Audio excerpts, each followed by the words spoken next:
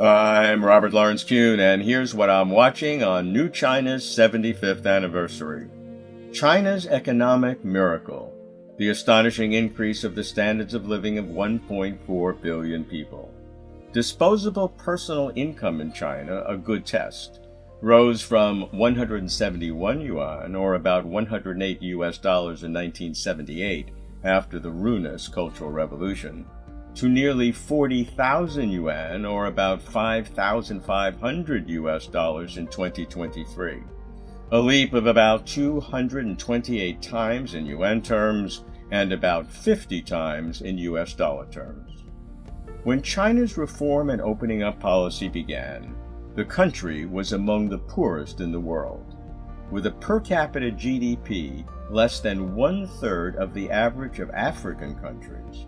And from 1978 to 2023, the country sustained the longest and greatest economic growth in human history. The average annual economic growth rate over these 45 years was an unprecedented 8.9%. In the annals of human economics, no country has ever achieved such high speed and unceasing economic growth for such a long period. During this period, more than 770 million of China's rural population living below the current poverty line have been raised from poverty. Urbanization increased from under 20% in 1980 to over 65% in 2023. China learned to feed nearly 20% of the global population with under 10% of the world's arable land. In every category of living, the Chinese people have enjoyed spectacular improvement. In 2008, high-speed railways were barely more than 1,000 kilometers. Now they exceed 45,000 kilometers, more than 70% of the entire world. Modern agriculture and biological breeding have provided food security. Healthcare and hospital reform and national medical insurance have substantially improved people's health. Green and low-carbon technologies have reduced pollution. From 2013 to 2022, China added 130 million new urban jobs, an average of 13 million per year. And the world's largest social security system has been built, improving people's well-being and sense of security. As of September 2023, the number of participants in basic pension, unemployment, and work-related injury insurance nationwide is 1.06 billion, 240 million, and 300 million, respectively.